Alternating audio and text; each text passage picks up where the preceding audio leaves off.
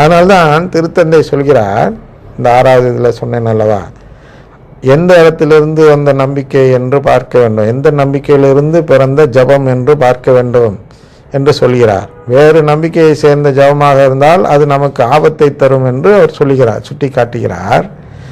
அந்த ஜபம்தான் அந்த பிரேசலாடு என்பது போன்ற ஜபம்.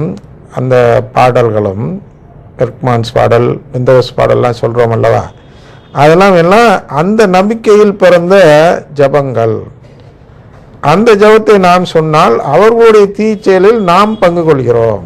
அதாவது நாம் அந்த உறவு வேண்டாம் என்று சொல்பவராக மாறிவிடுகிறோம் என்று யோவான் சொல்கிறார். அப்போ 2 தெசலோனிக்கர் 2ல் இதை பார்க்கிறோம். இதை கருத்தை அங்கே யோவான் சொன்னார், இங்கே பவுலடியார் சொல்கிறார். என்ன சொல்கிறார் என்று பார்த்தால், அந்த மீட்க வல்ல உண்மை அப்படின்னு பார்த்தோம் அல்லவா, மீட்க வல்ல உண்மை ஞாபகம் வைத்திருக்க வேண்டும். அது என்ன அப்படின்னா இந்த நம்பிக்கை. எந்த நம்பிக்கை? கடவுளின் தத்தெடுப்பு உரிமை, அதாவது ஃபில்லியல் தத்தெடுப்பு என்பது உண்மையிலேயே நமக்கு தர இருக்கிறார் என்ற அந்த நம்பிக்கை. இந்த நம்பிக்கை தான் என்னை மீட்கும். இந்த நம்பிக்கை என்னிடம் இல்லை என்றால் நான் அதை கேட்கவில்லை என்று பொருள். எனவே அதுதான் மீட்க வல்ல உண்மை. ஆனால் அது குறித்து பார்ப்போம். 9லிருந்து பார்த்துறோம், அது 10 தான் இருக்கிறது. இதனால் 9 முதல் பார்த்தால் தான் உங்களுக்கு புரியும். அவன் சாத்தானின் ஆற்றலால் வருவான், அவன் எல்லா வகை போலியான வல்ல செயல்களையும் அடையாளங்களையும் அருஞ்செயல்களையும் செய்வான். பாருங்க, இந்த வரம்பு மீறி செல்வோர் குறித்து பார்த்தோம்ல, அவர்களை குறித்தான் இங்கே சொல்லப்படுகிறது. அவன்னா அந்த கூட்டம் அந்த சாத்தானின் ஆற்றலால் வரும். அந்த கூட்டம் எல்லா வகை போலியான வல்ல செயல்களையும் அடையாளங்களையும் அருஞ்செயல்களையும் செய்யும். அது எப்படி கடவுளுக்கு எதிராக இருப்பவர்கள் அடையாளம் செய்யலாம் என்றால், 11 சொல்றார் கடவுள். அதுக்கு என்ன சொல்றாருன்னா, ஆகவே பொய்யானதை அவர்கள் நம்பும் வண்ணம் கடவுள் அவர்களை வஞ்சகாற்றலுக்கு உட்படுத்தினார். பாருங்க, கடவுள் என்ன பண்றாரு, அந்த வரம்பு மீறி செல்வோருக்கு வரம் கொடுக்கிறார். என்ன வரம் கொடுக்கிறார்? ஊனியல்பு வரம் கொடுக்கிறார்.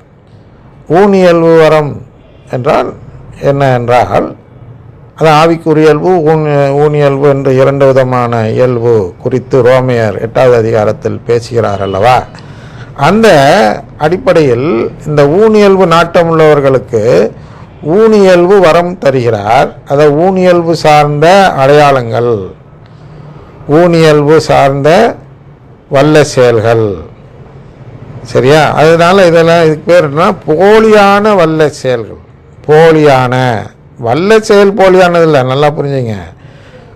வல்ல செயல்களும் அடையாளங்களும் அருஞ்செயல்களும் உண்மையிலே நடக்கும். அப்படின்னா கால் உடஞ்சிருந்தா கால் குணமாகும், கண்ணு தெரியலன்னா கண்ணு தெரியும், அதெல்லாம் உண்மையிலே நடக்கும்.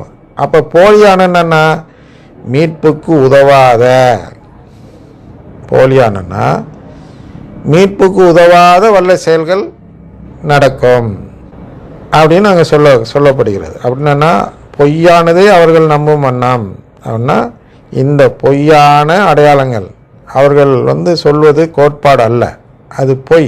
மனித சட்டம் என்பது கோட்பாடு அல்ல, ஆனால் அது கோட்பாடு என்று சொல்கிறார்கள் அல்லவா. அதற்கு ஆதாரமாக அவர்கள் காட்டும் அடையாளங்களை காட்டுகிறார்கள். பருங்கொடை இயக்கத்துக்கு நம் திருச்சபையில் மதிப்பு வருகிறது.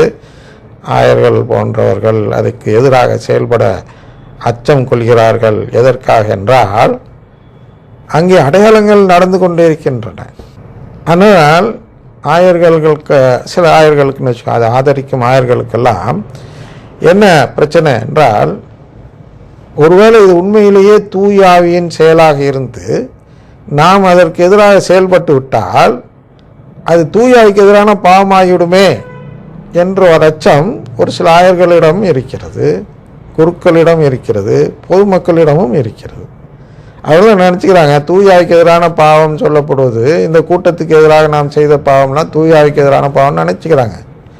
அப்போ இது ஏன் தூய ஆவி என்று இல்லை, ஏன் தூய ஆவி என்று எடுத்துக்கொள்ளக்கூடாது? ஏன் எடுத்துக்கொள்ளக்கூடாது என்றால், தூயாவி பொய் சொல்ல மாட்டார். தூயாவி மீட்பு குறித்து பொய் சொல்ல மாட்டார். அதாவது நற்கருணையில் மீட்பு இல்லை என்று தூயாவியானவர் சொல்ல மாட்டார்.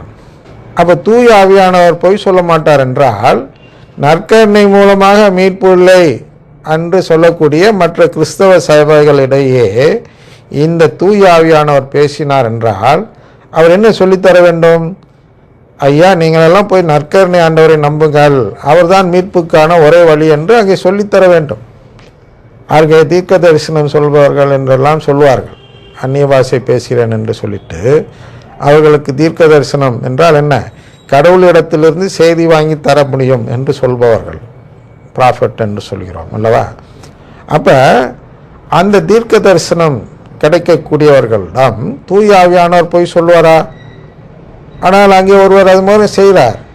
நற்கருணை குறித்து கவலைப்படாதே, நீ என்னை துதித்தால் புகழ்ந்தால் உனக்கு எல்லாம் வல்ல செயல்கள் செய்யும் ஆற்றலை நான் தருகிறேன் என்று ஒரு ஆவி அங்கே செயல்பட்டால் அது உண்மை ஆவியா பொய் ஆவியா? எது உண்மை தூயாவியா பொய்யான தூயாவியா? பொய். அதனால நீங்கள் சொல்கிறார் 11 வாசிங்கன்னா 2 தெசலோனிக்கர் 2:11 வாசித்தால், ஆகவே பொய்யானதை அவர்கள் நம்பும் வண்ணம் கடவுள் அவர்களை வஞ்சகாற்றலுக்கு உட்படுத்தினார். அப்போ இந்த வல்ல செயல்லாம் செய்கிறதுக்கு கடவுள் அனுமதிக்கிறார். போலியான வல்ல செயல், போலினா ஏமாற்றும் வல்ல செயல், நம்மை வேற பக்கம் இழுத்துட்டு போகிற வல்ல செயல் செய்கிறது கடவுள் அனுமதிக்கிறார். ஏன் அனுமதித்தார் என்று 10 பார்க்க வேண்டும். அங்கே பார்த்தால், அழிந்து போகிறவர்களை முற்றிலும் ஏமாற்றி தீங்கிழைப்பான், ஏனெனில் அவர்கள் தங்களை மீட்க வல்ல உண்மையின் பால் ஆர்வம் காட்ட மறுத்தனர். மீட்க வல்ல உண்மையின் பால்னா ஏற்கனவே சொல்லி தான் ஆரம்பித்தேன். அந்த கடவுளின் குடும்பம் இருக்கிறது என்ற நம்பிக்கை தான் நம்மை மீட்கும்.